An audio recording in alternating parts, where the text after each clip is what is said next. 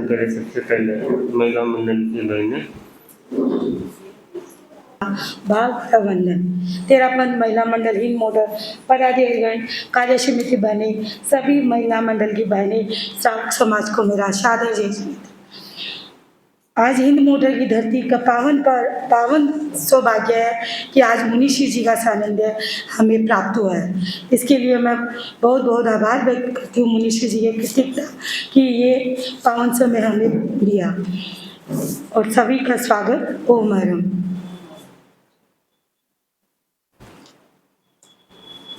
सुनकर यह मेरा स्वर, दिल के आग्रह को दोहर, सचमुच जन जीवन में रहता यही रोग भयंकर।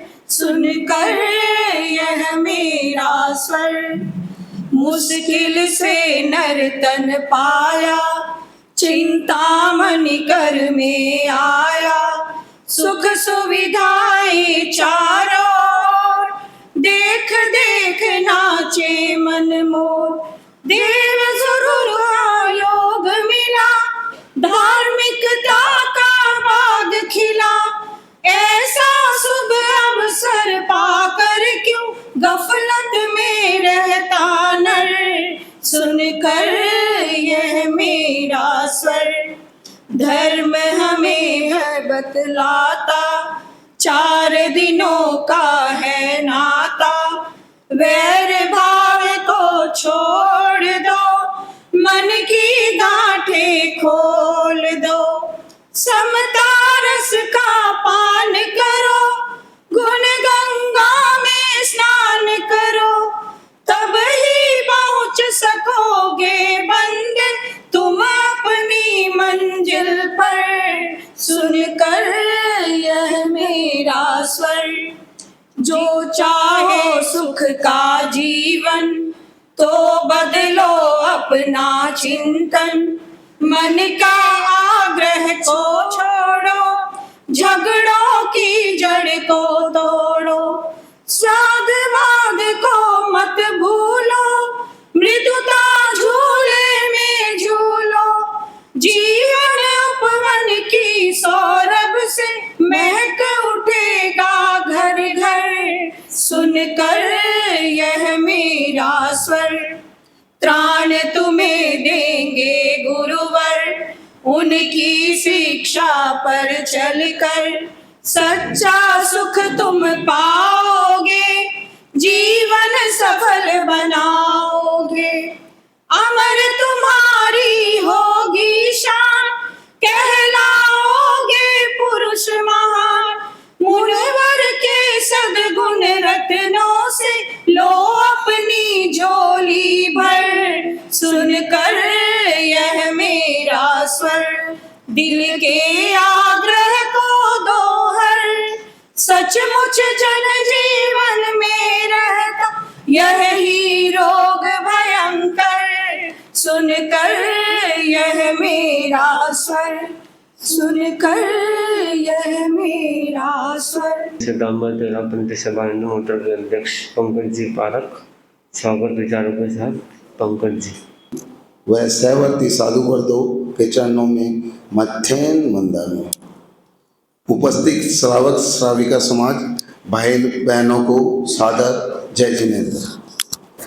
आज हमारे लिए बहुत ही गौरव के क्षण है कि मुनिश्री ने अपने पूर्वाचल चातुर्मास से पूर्व महती कृपा कर हमें अपना 5 दिवसीय पावन प्रवास प्रदान करवाया है। हमें मुनिश्री के सानिध्य का पूरा लाभ उठाना है। अपने समय को नियोजित कर सहज सुलभ इस अवसर का लाभ उठावें। किसी कवि की कही इन पंक्तियों को ध्यान में रखें। जिंदगी भर काम करते रह गए, हरि भजन को हम तरसते रह गए। माया का चक्कर तो यूं ही चलता रहा और हम उसमें उलझ कर रह गए। हरि भजन की प्यास तो लगती रही, बिन गुरु हम अधूरे रह गए। आज सौभाग्य से हमें मुनिश्री का सानिध्य मिला है।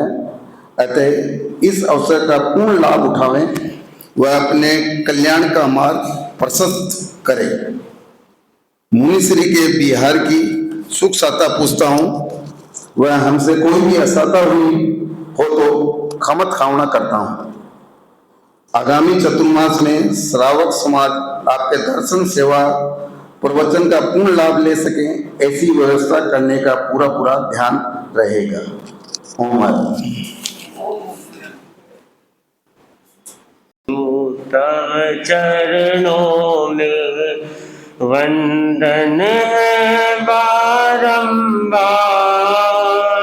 भक्तों के भाग्य विधाता कर दो तुम बेड़ा पार, कर दो तुम बेड़ा। ऐ भिक्षु तव चरणों में वंदन है बारंबार, भक्तों के भाग्य विधाता कर दो तुम बेड़ा पार, कर दो तुम बेड़ा। तेरा पथक निर्माता ज्योतिर्मय जीवन था, ज्योतिर्मय जीवन जीने की कला सिखाई, जीने की कला सिखाई। बन समकृत के दाता भक्तों के भाग्य विधाता कर दो तुम बेड़ा पार, कर दो तुम बेड़ा। कष्टों की रातों में भी तेरा ही आश्रय है, तेरा ही आश्रय है। घट घट में तुम बस जाओ, घट घट में तुम बस जाओ। कर दो सबका उद्धार, भक्तों के भाग्य विधाता कर दो तुम बेड़ा पार, कर दो तुम बेड़ा। ऐ भिक्षु तव चरणों में, ऐ भिक्षु तव चरणों में वंदन है बारंबार, भक्तों के भाग्य विधाता कर दो तुम बेड़ा पार, कर दो तुम बेड़ा पार। ओम। निवेदन श्रद्धेय मनुष्य से ताकि अवतार भगवान महावीर स्वामी के श्री चरणों में कोटि से वंदन। योग प्रदान आचार्य श्री महासमुद्र के श्री चरणों में कोटि से वंदन। मुनिवृंद, उपास्थित धार्मिक प्रेमी भाई और बहनों, दैनिक प्रवचन के अंतर्गत आज का विषय है मंगलमय हो, मंगलमय बने जीवन, मंगलमय बने जीवन। आगमवाणी है, धम्मो मंगल मुक्तितम अहिंसा संयमो तो देवावि तंग नमन्ति जस्स धम्मे सयाम। दुनिया में हर कोई अपना मंगल चाहता है, भला चाहता है, परंतु केवल चाहने मात्र से मंगल नहीं होता है। हमारा जीवन मंगलमय बने, हमारा हर पल मंगलमय बने, उसके लिए जरूरी है धर्म आराधना। धर्म आराधना करने से जीवन मंगलमय होता है जीवन सुखमय होता है, जीवन आनंदमय होता है। धर्म आराधना के अनेक सूत्र बताए गए हैं। आज मैं आपके सामने 3 सूत्रों की चर्चा करूंगा। वंदामि, नमंसामि, निंदामि। पहला है वंदामि। आप वंदन पाठ करते हैं, गुरुजनों को, मुनिजनों को वंदना करते हैं। उस वंदना में ये शब्द आते हैं, वंदामि और नमंसामि, ये 2 शब्द आते हैं। वंदामि का मतलब है अभिवादन करना, अभिवादन स्तुत्य, अभिवादन करना, गुणोत्कीर्तन करना।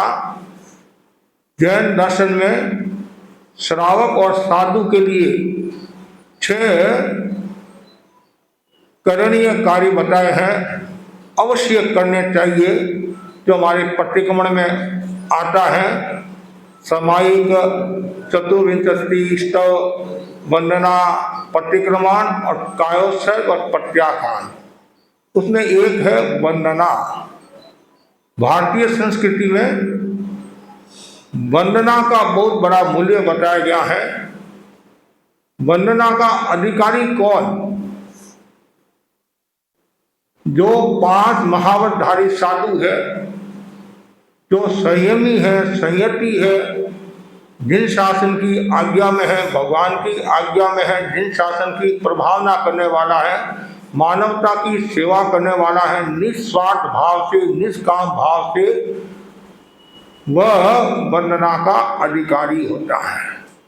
तो साधुओं का बहुत बड़ा मूल्य बताया गया है। जो 5 महावत का जो पालन करते हैं, अहिंसा, सत्य, अस्तेय, ब्रह्मचर्य, अपरिग्रह, ये 5 महावतों की जो साधना करता है, आराधना करता है और उसमें निष्ठा रखता है, वह साधु कहलाता है। ऐसे साधु पूजनीय होते हैं, उनको वंदना करनी चाहिए। आप संसारी जीवों को भी प्रणाम करते हैं, उनका भी अपना मूल्य है, शिष्टाचार का भी अपना मूल्य है। लेकिन जैन दर्शन की परंपरा के अनुसार अभिवादन करने से, स्तुति करने से कर्म निर्जरा होती है, आत्मा का विकास होता है और वह व्यक्ति मंगल को प्राप्त होता है। हर पल हर क्षण मन में वंदना की भावना रहनी चाहिए।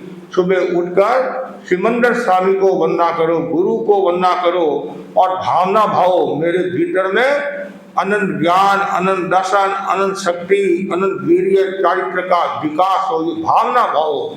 और वंदना करते हैं जब आप गुरुजनों को, मुनिजनों को, आपको कितनी प्रसन्नता होती है, आनंद की अनुभूति होती है कि आज मुनियों के दर्शन हुए। कहते हैं मुनियों के, हाँ, साधु नाम दर्शनम पुण्यम, साधुओं के जो दर्शन होते हैं वो पुण्य के समान होते हैं। तो साधु के दर्शन करना अपने आप में एक उपलब्धि है, कर्म निर्जरा का कारण है। और यहाँ तक बताया गया है, शुद्ध साधुओं को वंदना करने से 7-8 कर्मों का क्षय होता है और 3-4 नए शुभ कर्मों का बंधन होता है। नीच गोत्र का क्षय होता है, उच्च गोत्र का बंधन होता है। विधिवत वंदना करने से तीर्थंकर नाम गोत्र का भी उपार्जन हो सकता है।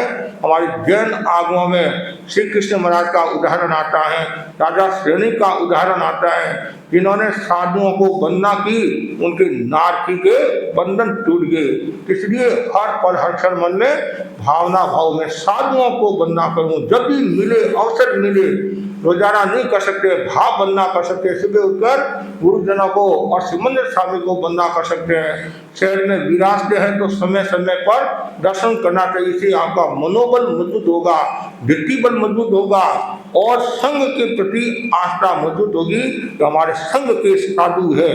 हमारा कर्तव्य है कि आप जानते हैं साधुओं की साधना श्रावकों पर आधारित है और श्रावकों की साधना साधुओं पर आधारित है, एक दूसरे के पूरक है। आप हमारी साधना में सहयोगी है और हम आपकी साधना में सहयोगी है। हम प्रवचन क्यों करते हैं? जिन शासन की प्रभावना के लिए, कर्म क्षय करने के लिए और भव्य जीवों को ताड़ने के लिए। हमारा एकमात्र उद्देश्य होता है कि श्रावकों को तारे, आत्मा का कल्याण करे। तो जब भी अवसर मिले तो आप लोग हर पल हर क्षण भावना भाव गाँव में संत विराजते हैं तो कम से कम एक बार तो दर्शन जरूर करूँ। सब व्याख्यान नहीं सुन सकते हैं, कोई जॉब करता है या कोई किसी के कोई समस्या है, लेकिन दर्शन तो प्राय हर कोई व्यक्ति कर सकता है कि महाराज आए हैं और हमें उनकी सन्निधि का भरपूर लाभ उठाना है। और दूसरा वंदना के अंतर्गत भी कितना सुंदर बताया है, अभिवादन शीलस्य नित्यं विद्योपसेविन चत्वारि तस्य वर्धन्ते आयु विद्या यशो बलम। जो साधुओं को वंदना करता है तो आयु विद्या यश और बल को प्राप्त होता है। इसका मतलब ये नहीं है कि वो आयुष्य को लंबा नहीं करता है, जितना वो लेकर आया है उतना वो भोग कर जाता है। और जो वंदना करता है वो विद्या को प्राप्त होता है। नहीं, विद्या ददाति विनय, आप यदि झुकोगे और वंदना करोगे तो आपको विद्या भी प्राप्त होगी है। और तीसरा जो बताया बल को प्राप्त होता है, मनोबल, वाक बल, काय बल को प्राप्त होता है और यश को प्राप्त होता है। इसलिए हर पल हर क्षण मन में अभिवादन की भावना रखे और दर्शन की भावना रखे। और ऐसे भी आप जब वंदना करते हैं सिर को नीचे झुकाते हैं, ये हमारा जो ललाट है ये सक्रिय हो जाता है, ये जो ज्योति केंद्र है, और इसे क्रोध भी कंट्रोल में रहता है और कमर में और घुटनों में भी राहत मिलती है और ये केंद्र हमारे सक्रिय हो जाते हैं, वासनाएं कंट्रोल में रहती हैं। इसलिए वंदना का कितना बड़ा मूल्य है। तो विधिवत वंदना करने से बहुत लाभ होता है। हमारे और ग्रंथों में भी बताया गया है, जो व्यक्ति वंदना करता है तो पहले तो विनय की आराधना होती है। किसकी आराधना? विनय की आराधना होती है। क्यों विनय की आराधना क्यों होती है? वंदना कौन करेगा? जो अहंकार का विलय करता है, अहंकार का नाश करता है, वही वंदना करेगा। तो विनय की आराधना। दूसरा बताया गया है अरहत आज्ञा का पालन। भगवान ने कहा है जो शुद्ध साधु है उनको वंदना करनी चाहिए, तो आप वंदना करते तो अरहत आज्ञा का पालन हो गया। तीसरा बताया गया है अहंकार का नाश। वंदना करने से अहंकार का नाश होता है। चौथा बताया है शुद्ध धर्म की आराधना होती है। पांचवा है गुरुजनों की पूजा होती है। और छठा है मोक्ष की प्राप्ति होती है। वंदना करने से मोक्ष की प्राप्ति होती है। वंदामी अभिवादन स्तुत्य हो, और वंदामी में ये वाचिक होता है अभिवादन। गुणोत्कीर्तन आप बोलते हैं, गुरु को बोलते हैं परम दयाल, परम कृपाल, बाल ब्रह्मचारी। पहले अनेक ऐसे शब्दों का प्रयोग होता था, आज भी शब्दों का प्रयोग होता है गुरु के लिए। तो ये अभिवादन स्तुत्य हो। दूसरा धर्म आराधना के लिए बताया गया है नमन स्वामी। वंदामी और नमन स्वामी में अंतर है। वंदामी है वो वाचिक है और नमन स्वामी है कायिक है। वो काया से नमस्कार किया जाता है। अभिवादन स्तुति में गुणोत्कीर्तन करना, और इसमें है झुकना। कितना सुंदर कहा गया है। नमस्कार कौन करेगा? जो विनम्र होता है, जो समर्पित होता है, वही व्यक्ति वंदना कर सकता है, वही व्यक्ति विनम्र हो सकता है। जो समर्पित नहीं होता है और जो अहंकार को लेकर चलता है वो कभी भी नमस्कार नहीं कर सकता है। ऐसे हाथ जोड़ना अलग बात है, व्यवहार में हाथ जोड़ना पड़ता है, नहीं लोग क्या कहेंगे। एक भीतर से जो वंदना होती है, भीतर से जो प्रणाम होता है, नमस्कार किया जाता है, वो कब होगा? जब समर्पण होगा। समर्पण के बिना नमस्कार नहीं हो सकता है। आपको पता होगा कि जब हम आचार्य के दर्शन करते हैं तो सबसे पहले हम समर्पण करते हैं। मैं हाजिर, क्या बोलते हैं? मैं हाजिर। मेरे संत सेवकी जो संत है वो हाजिर, पुस्तक बने हाजिर। जहाँ आप रखोगे वहाँ रहने का भाव है। इतना समर्पण किए बिना मुंह में पानी नहीं डाल सकते हैं। तो समर्पण का कितना बड़ा मूल्य होता है। इसलिए ये हमेशा ध्यान रखना है कि समर्पण के बिना, विनम्रता के बिना व्यक्ति नमस्कार नहीं कर सकता है। और जहाँ विनम्रता है, समर्पण है, वहाँ नमन है। और जहाँ ये नहीं है तो वहाँ फिर नमन नहीं है, अभिमान है। अभिमान के कारण व्यक्ति कभी कभी झुकता भी नहीं है। कभी कभी कहते हैं वंदना कर, ये कर, नहीं करते हैं। क्यों? भारी कर्मी होते हैं, कुछ भारी कर्मी भी होते हैं, हर व्यक्ति वंदना नहीं कर पाता है। कभी कभी कहते भी तुम वंदना कर, तो भी वह लटबाज की तरह खड़ा रहता है। कभी परिवार के सदस्य भी कहते हैं कि महाराज आए हुए हैं, तुम वंदना करके आ जा, तो बेटा क्या बोलता, तुम वंदना करके आ जा, तुम वंदना करके आ जा, तुम दर्शन करके आ जा। हर कोई व्यक्ति वंदना कर नहीं पाता है, नमस्कार कर नहीं पाता है। नमस्करोति इति नमस्कार है, पर जो नमता है वह नमस्कार करता है। तो नमस्कार का बहुत बड़ा मूल्य है। व्यवहार में भी आप एक दूसरे को प्रणाम करते हैं, नमस्कार करते हैं, जय जिनेंद्र बोलते हैं, तो उससे आत्मीयता जुड़ती है और संबंध मजबूत होते हैं। वात्सल्य का घेरा बनता है कि ये हमारी बिरादरी का है, ये हमारी परंपरा का है, तो इसका बहुत बड़ा मूल्य होता है। तो हर पल हर क्षण मन में नमस्कार का भाव रहे, समर्पण का भाव होगा, तभी वो नमस्कार करेगा। अहंकार से व्यक्ति को हमेशा दूर रहना चाहिए। गीत की कुछ पंक्तियां भी हैं। भाया छोड़ो नि ममकार, भाया छोड़ो नि कटसी कर्म कट करो भार, कटसी कर्म होती थारी जय जयकार, होती आहे भगवत वाणी, आहे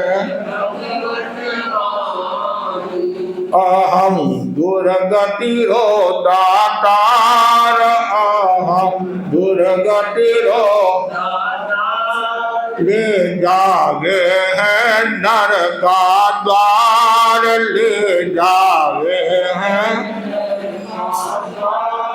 खावे जम दो तारी मार, खावे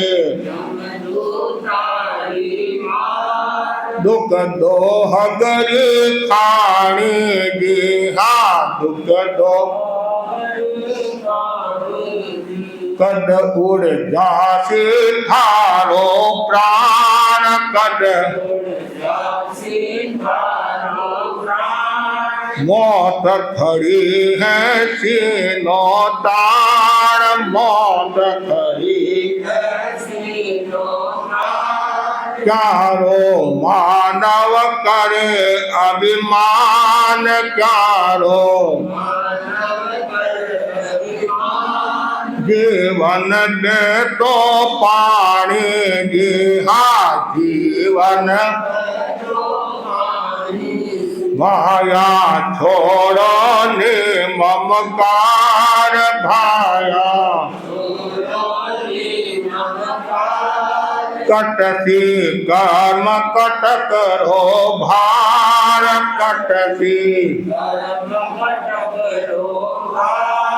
होती थारी जय जयकार, होती आहे भगवत वाणी जी, आहे। कितना सुंदर कहा, माया छोड़ो नि ममकार, कटसी कर्म कट करो भार, होशी जय जयकार। जिन्होंने भी अहंकार छोड़ा, अब बाहुबली का उदाहरण ले लो आप, 1 साल तक खड़े रहे अहंकार की मुद्रा, कायसर की मुद्रा में, और भीतर में क्या था? अहंकार था। लेकिन शुभ योग आता है, एक पैर रखा, अहंकार गया और केवल ज्ञान हो गया। कितनी गहरी बात है। वो भी कोई बाहुबली जी भी कम नहीं थे, लेकिन ये अहंकार चीज ऐसी है, बड़ों बड़ों को भी है तो अहंकार नाग डस लेता है, कहते नहीं, अहंकार भी नाग डस लेता है। इसलिए कहा भी गया है, अहंकार अफीम के नशे से भी बढ़कर है, अहंकार अफीम के नशे से भी बढ़कर है। अफीम का नशा तो एक समय के बाद उतर जाता है, अहंकार का समय जो नशा है वो जल्दी से उतरता नहीं है, और अहंकार के कारण दिशा और दशा बिगड़ जाती है। इसलिए कभी भी मन में अहंकार का भाव नहीं आए, हमेशा नमन का भाव रहे, नमस्कार का भाव रहे, झुकने का भाव रहे। हमारे महामना मंत्री मुनि मंगललाल जी स्वामी फरमाते थे, साधुओं को प्रेरणा देते थे, साधु हम किस बात का अहंकार करें, और हमारे को रोटी भी मांगना है, कपड़ा भी मांगना है, तभी हाथ पसारते, भाई तुम्हारे रोटी सूझती है, कपड़ा सूझता है, ये सूझता है, अहंकार किस बात का करे। और ये हमारा जीव कितनी बार बोझ की गुठली बनकर पैरों में रूला है, किसका अहंकार करे। आज है कल नहीं है, आदरो गरीब काल धनी बने जावे हैं, धनी बने जावे हैं, करोड़पति से तेरा भी भाग उड़ जावे हैं, भाग उड़ जावे हैं, भाग उड़ जावे हैं। ओ केना सोन डरे वाने मौत डरावे, कीर्तन रो कल रो भरोसो नहीं, कीर्तन रो कलरो भरोसो नहीं। जिनके पत्र देते थे आज कोई पूछने वाला नहीं है, जिनको कोई पूछने वाला नहीं था आज उसके पत्र देते हैं। कभी भी घना, कभी मुट्ठी छना, कहते नहीं, कभी गाड़ी नाव पर तो कभी नाव गाड़ी पर। तो ये जीवन है, जीवन में उतार चढ़ाव आते रहते हैं, कष्ट आते रहते हैं। इसलिए व्यक्ति को हर स्थिति में अपने आप को विनम्र रखना चाहिए, कभी भी हीन भावना नहीं आए और कभी भी उच्च भावना, मतलब ये अतिरिक्त भावना नहीं आए, अहंकार की भावना नहीं आए। मैं कितना वक्ता हूँ, कितना सुंदर गाता हूँ, मेरे पास धन है, दौलत है, सत्ता है, वैभव है, मैं कुलवान हूँ, जातिवान हूँ। अरे किसका है कुल, किसका है जाति है। रावण और कहते नहीं, रावण कौरव भी चले गए हैं, जिन्होंने भी अहंकार किया है उनका नुकसान हुआ। इसलिए हमेशा मन में यही भावना, हाथ ऐसे रहे। नमस्कार की मुद्रा में हमारे साथी गुलाबा जी थी, जिनका स्वर्गवास हो गया, हर समय उनके हाथ ऐसे रहते थे। और भी हमारे कई संस्था थे, हर समय हाथ ऐसे। अरे गुरु महासमुद्री को देखो, रत्नादि मुनियों के प्रति कितनी विनम्रता है। जब भी रत्नादि मुनि मिलते हैं तो हाथ ऐसे, ये इतने बड़े आचार्य हैं लेकिन रत्नादि मुनियों के प्रति कितनी विनम्रता है। तो जहाँ विनम्रता है वहाँ जीवन मंगलमय है। इसलिए कहा गया है, नम्य तो प्रभु ने गमे, नम्य तो प्रभु ने गमे, नमे तो अम्बा आमली, नमे तो दाड़ंग डाक, एरन बिचारा क्या नमे जाकी ओसी जात, नमंती फलिता वृक्षा, नमंती विबुदा नरा। कितना सुंदर का है। जो कुलीन आत्मा है, विद्वान जो आत्मा है, वही झुकते हैं, और जो फलवान जो वृक्ष होता नहीं, फल देने वाला वृक्ष, वही झुकता है। सूखा ठूंठ क्या झुकेगा, मूर्ख क्या झुकेगा। वो टूटने के लिए तैयार है, मरने के लिए तैयार है, लेकिन झुकने के लिए तैयार नहीं है। इसलिए झुकने में फायदा ही फायदा है, नुकसान नहीं है। इसलिए हमेशा समर्पण का भाव, विनम्रता का भाव रहे, ये मंगल में हमारा जीवन होगा। और तीसरा जो सूत्र बताया गया है वह यह है कि निंदा में, एक तो निंदा करना, निंदा, यहाँ निंदा में का मतलब है स्वयं की निंदा करना। दो शब्द, निंदामी गरियामी, दो शब्द आते हैं, निंदामी गरियामी। तो एक आत्मा की साक्षी से निंदा करना, एक गुरु की साक्षी से निंदा करना। और ऐसे तो निंदा महापाप है। 18 जो पाप बताए हैं उसमें एक पाप निंदा भी है, नहीं तो महापाप है। किसी की भी निंदा नहीं करना, किसी की भी आलोचना नहीं करना चाहिए। और जो व्यक्ति निंदा करता है, आलोचना करता है, तीव्र रस के कारण महामोहनीय कर्म का बंधन कर सकता है। और निंदा करने वाला व्यक्ति कभी भी सुख और शांति का जीवन जी नहीं सकता है, और नहीं अपने जीवन को मंगलमय बना सकता है। निंदा बड़ा खतरनाक है, तत्व है। इससे व्यक्ति नीची गति में जाता है, अधोगति में जाता है, शरीर और मन को भी खराब करता है, और भाव हमेशा उसके अशुद्ध रहते हैं, और विश्वास भी लोगों का उठ जाता है। और लोग भी क्या कहते हैं, भाई निंदक इसे दूर रहना, इसे दूर रहना है, कहीं छाया न पड़ जाए, कहीं हमारे में वो तत्व न आ जाए। ज्ञानी जन कहते हैं निंदा से दूर रहो, ये महापाप है, आत्मा को दुर्गति में ले जाने वाला है। हमारे जो 9 तत्व बताए हैं, 9 तत्वों में एक तत्व कौन सा है, पाप नहीं, पाप है, पाप के 18 भेद है, उसमें एक निंदा भी है। इसलिए व्यक्ति को निंदा से दूर रहना चाहिए, लेकिन अपनी निंदा हमेशा करनी चाहिए। अपनी निंदा का मतलब क्या? जो हमारे में खामियां हैं, जो कमजोरियां हैं, और भावना भाव मेरे जो भीतर में ये जो निंदा का भाव है वो दूर हो, दूर हो। और मैं किसी की निंदा नहीं करूं, यदि मैं किसी की प्रशंसा नहीं कर सकता हूं, गुणोत्कीर्तन नहीं कर सकता हूं, तो कम से कम किसी की मैं निंदा नहीं करूं।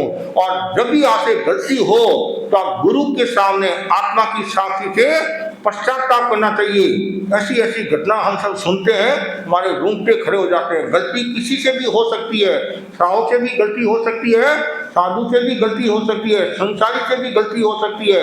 जब तक केवल ज्ञान नहीं होता है, जो सन्मस्त है, मौन कर्म का उदय है, तो किसी से भी गलती होना स्वाभाविक है। लेकिन गलती को छिपाना नहीं चाहिए। हमारे यहाँ बताया गया है, किसी के दोष लग गया है, अनाचार का सेवन हो गया है, तो गुरु के सामने बता देना चाहिए। इससे क्या होगी? शुद्धि हो जाएगी। जैसे आपके पेट में दर्द है और आप यदि डॉक्टर को बता देते मेरे पेट में दर्द है, तो डॉक्टर आपकी चिकित्सा कर सकता है। और दर्द तो सिर में है और आप पेट का दर्द बताओगे तो फिर डॉक्टर क्या करेगा? है तो वैसे ही गुरु के सामने एकदम छल्ले रहित होकर निश्चलता के साथ में और अपनी आलोचना करा, गुरुदेव मैंने 5 महावत को स्वीकार किया, उसमें मेरी गलती हो गई है या और कोई गलतियां हुई है, मेरे दोष लगे हैं, आप मुझे तारो तारो, मेरी आत्मा का कल्याण करो। कितनी सुंदर बात है। ये जो प्रायश्चित की जो विधि है, प्रायश्चित की विधि बहुत महत्वपूर्ण विधि है। जब भी आपसे गलती होए तो पहले सबसे पहले मिच्छामि दुक्कड़म बोल देना है, और फिर गुरु मिले तो महाराज मेरे एक इंद्री की हिंसा होगी है, 2 इंद्री की हिंसा होगी है, 3 इंद्री की हिंसा होगी है, 4 की हिंसा होगी है, 5 इंद्री की हिंसा होगी है, तो मुझे प्रायश्चित देकर शुद्ध करो। मैंने आवेश में आकर किसी को कटु वचन कह दिया है, मेरी गलती होगी है, अहंकार की भाषा का मैंने प्रयोग कर दिया है, मैंने गुरुजनों का अपमान कर दिया है, मेरे मन में छल का भाव है, कपट का भाव है, आप मुझे तारो, मेरी आत्मा का कल्याण करो। मैंने बहुत अरिहंत की निंदा की है, सिद्ध की निंदा की है, गुरुजनों की निंदा की है, संघ की निंदा की है। अब मेरे से बहुत गलतियां हुई है, आप मुझे तारो तारो तारो, मुझे शुद्ध करो, मेरी गति शुद्ध हो जाए, मैं आराधक हो जाऊं, विराधक न हूं। ये भावना गलती किसी से भी हो सकती है। और यहाँ तक बताया गया 4 ज्ञान के जो धनी हैं उनसे भी गलती हो सकती है, और जो 14 पूर्वों के जानकार हैं उनसे भी गलती हो सकती है। तो आप और हम तो है ही किया है, आप और हम है ही किया है, गलती किसी से भी हो सकती है, लेकिन पश्चाताप कर लेना चाहिए। जहाँ भी गलती है पश्चाताप करो, गुरुजनों के सामने बता दो, प्रायश्चित लेकर शुद्ध हो जाओ। लेकिन कभी भी दूसरों की निंदा नहीं करनी चाहिए। और दूसरों की निंदा करने का मतलब है आप अपने पैरों पर कुल्हाड़ी मारे हैं, आप अपनी आत्मा को दुर्गति में ले जा रहे हैं। आज आप जिसकी निंदा करे हैं, जिसके सामने कल वो और वो दोनों एक हो गए तो आपकी समस्या हो जाएगी। कभी कभी ऐसा होता नहीं, कभी कभी ऐसा होता है, चोर चोर माशात भाई भी हो जाते हैं, चोर चोर माशात भाई भी हो जाते हैं, कभी विरोधी विरोधी भी एक हो जाते हैं। कभी कभी देखते हैं आश्चर्य होता है, कल तो ये इसकी निंदा कर रहा था और आज ये गले मिल रहा है, फोटो खिंचा रहा है, तो कब क्या हो जाए। और वो मिले या नहीं मिले उनकी बात है, लेकिन हमारी तरफ से कभी भी किसी की आलोचना नहीं करनी चाहिए, निंदा नहीं करने से बचना चाहिए। और करना ही है तो अपनी आत्मा की निंदा करो। और ऐसी मतलब इतनी ग्लानि कि मैंने ये गलती की, ये गलती की, लोगों को रिझाने के लिए मैंने क्या किया है, मैंने प्रबंध किया है, ये किया वो किया है, तो गुरु के सामने पश्चाताप करो, प्रायश्चित करके शुद्ध हो जाओ। और शुद्ध कौन होगा? शुद्ध कौन होगा? प्रायश्चित कौन करेगा? जिसकी आत्मा सरल है, मतलब जो पवित्र आचार्य महापवित्र फरमाते हैं धर्म का निवास कहाँ होता है? जिसकी आत्मा पवित्र होती है। और पवित्र कौन होगा? जो सरल है, और सरल आत्मा ही प्रायश्चित करेगी। माया भी प्रायश्चित नहीं कर सकता, क्यों? उसके मन में छल है, कपट है। तो इसलिए ये हमें ध्यान रखना है कि हमारा जीवन मंगलमय बनाना है, तो हमेशा आत्मनिंदा करे, स्वयं की साक्षी से भी निंदा और गुरु की साक्षी से भी निंदा करनी चाहिए। गुरुदेव मैंने ये गलतियां की, आप मुझे प्रायश्चित करके मुझे शुद्ध बनाओ, शुद्ध बनाओ। आप यदि मुझे शुद्ध बनाओगे तो मैं बुद्ध बन जाऊंगा, मैं मुक्त बन जाऊंगा, नहीं तो मैं संसार में परिभ्रमण करता रहूंगा। इसलिए आवश्यकता है कि हमारा जीवन मंगलमय हो, और आप सब मंगलमय चाहते हो, यहाँ जितने भी भाई बहन बैठे हैं सब मंगलमय जीवन चाहते हैं, कोई भी अमंगलमय जीवन नहीं चाहता है। आप कहीं भी बाहर भी जाते हैं और अशुकन हो जाता है तो भी आप वापिस आ जाते हैं, वापिस आ जाते हैं कि भाई मंगल नहीं है, अशुकन हो गया है। तो व्यवहार में भी इतना मूल्य है, तो आत्मा की दृष्टि से तो कितना मूल्य होता है। मंगल, मंगल का मतलब क्या? मंग मतलब पाप, बल मतलब गाड़ना, जो पापों को नाश करता है, पापों को जो गाड़ता है वह मंगल है। और भगवान महावीर ने उस मंगल को क्या बताया है? मंगल कौन है? धम्मो मंगल मुख्यतम, धर्म उत्कृष्ट मंगल है। ऐसे मंगल दो प्रकार का भी है, लौकिक मंगल, लोकोत्तर मंगल। जैसे आप प्रदेश जाते हैं तो कोई आपको नारियल देता है, तिलक करता है, मौलिक बांधता है, नारियल देता है, ये क्या है? ये लौकिक, दही कुमकुम आदि का प्रयोग करते हैं। और लोकोत्तर मंगल क्या है? अरहंता मंगलम, सिद्धा मंगलम, साहु मंगलम, केवली पन्नतो धम्मो मंगलम। तो लौकिक मंगल का भी अपना मूल्य होता है, लेकिन आत्मा की दृष्टि से और वो है लोकोत्तर मंगल। तो लोकोत्तर धर्म को मतलब धर्म को उत्कृष्ट मंगल बताया। क्यों उत्कृष्ट मंगल बताया है? अहिंसा, संयम, तप धर्म के लक्षण है। हमारा जीवन अहिंसामय हो, हमारा जीवन संयम में हो और हमारा जीवन तप में हो। और देवाली तंग नमन संति जस धम्मे श्यामणो। और कितना सुंदर का है, जिसका मन धर्म में रमा रहता है उसे देवता भी नमस्कार करते हैं। पानी को ऊपर चढ़ाने के लिए यंत्र की आवश्यकता होती है और मन को शक्तिशाली बनाने के लिए मंत्र की आवश्यकता होती है। वो मंत्र क्या है? धर्म है। वो मंत्र क्या है? धर्म है। तो सबको धर्म आराधना करनी है और संत महात्मा आपको धर्म आराधना कराने के लिए आए हैं।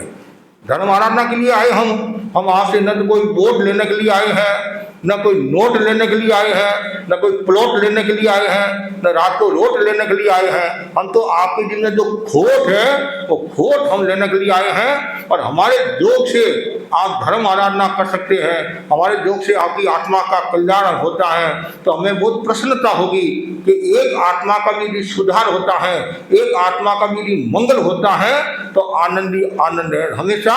और आप आपस में भी बात करते हो तो क्या बोलते हैं? भाई तेरा मंगल हो, मंगल हो, मंगल हो। ये भावना कौन भाएगा?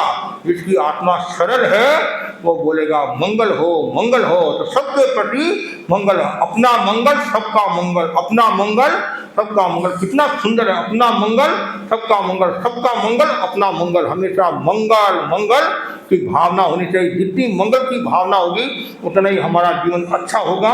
तो बस मैं इतना ही आपको कहना चाहता हूँ, सभी भाई बहन वंदना का लक्ष्य रखे और नमस्कार का लक्ष्य रखे। और तीसरा जो है निंदामी, हमेशा आत्म निंदा करे और ऐसी निंदा करे तो वापिस आपको जन्म मरण नहीं करना पड़े, संसार से आप मुक्त हो जाओ। तो उसके लिए हर पल हर क्षण भावना भाव। इसी आशा के साथ ओम अरहम। आज हम वाली बेलू से बिहार कर हिंद मोटर आए हैं और हमारा ये तीसरा प्रवास है, तीसरा प्रवास है। और हम सबसे पहले भी आए और 13 दिन रुके थे, हाँ 11 दिन रुके थे, फिर बाद में 5 दिन रुके, फिर इस बार भी 5 दिन रुकने का भाव है।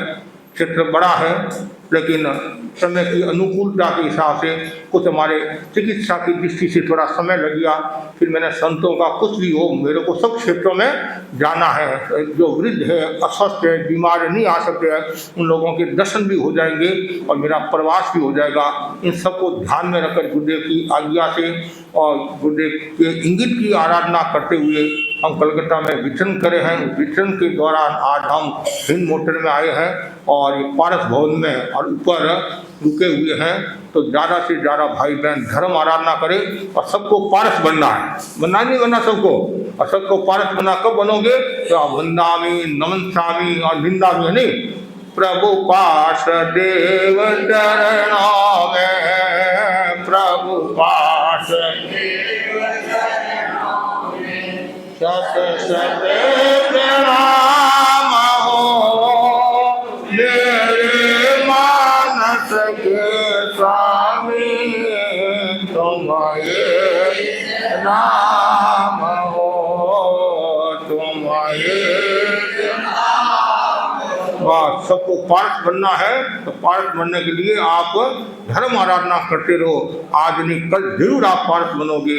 और नाम का भी अपना मूल्य होता है। हर पल हर क्षण 24 तीर्थंकरों में एक हमारे तीर्थंकर आराध्य है। कौन है? पारसनाथ है नहीं, पारसनाथ है, तेजी से तीर्थंकर है। और पारस जितने भी तीर्थंकर हुए हैं और सबसे ज्यादा नाम किसका आता है? पारसनाथ। और भगवान महावीर ने भी पुरुषार्थदानी सबका प्रयोग किया था। पुरुषों में श्रेष्ठ पुरुष है भगवान पार्श्व है।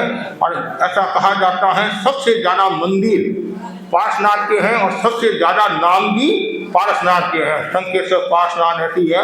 ऐसे तो तीर्थंकर अनंत पुण्य वाले होते हैं।